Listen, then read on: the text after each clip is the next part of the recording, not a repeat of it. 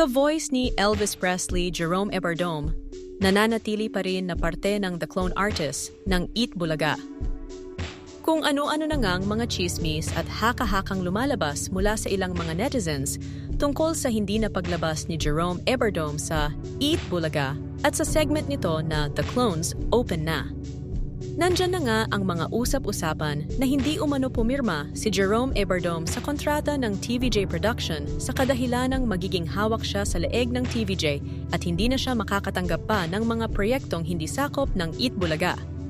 Iisa pa nga sa espekulasyon ng mga netizens sa pagkawala ni Jerome sa show ay ang pagiging bias umano ng pamunuan kay Roel Carino. Mas binibigyang prioridad di umano nila si Roel kaysa sa ibang members ng The Clone Artists. Yan nga lamang ang ilan sa mga kuro-kuro at haka-haka ng mga netizens sa hindi na paglabas ni Jerome Eberdome sa Eat Bulaga. Ngunit kay Jerome na mismo nang galing na hindi totoo ang mga bali-balitang ito. Hindi lang siya ngayon nakakasama sa show dahil sa kadahilan ng focus muna siya sa ilang mga nakapilang event sa kanyang schedule.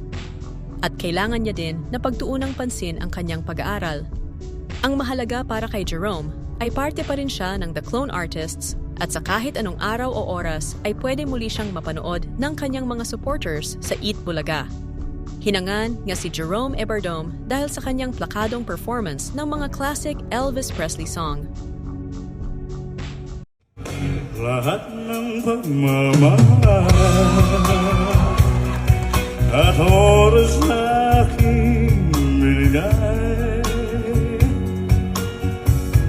parang di mo pansin na baka sama ko sa iyong paningin. Ay nako, nakakabatid naman, tayo'y lumilipad at ako'y iniwan mo.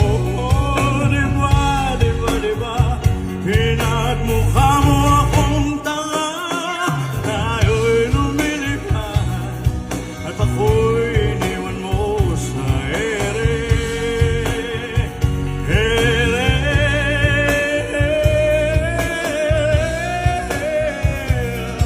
At ako'y iniwan mo. Tatlong milyon, ikaw lang ang aking gusto. Pasensya na ngayon, ako'y di para sa'yo. Tayo'y papunta na sa ating bagong yugto. Ayokong mabuhay sa isang mundo walang tayo. Oh, diba? Nakakabatid naman, tayo'y lumilipad at ako'y iniwan mo. Diba, pinagmukha mo akong tanga, tayo'y lumilipad at ako'y iniwan mo sa ere.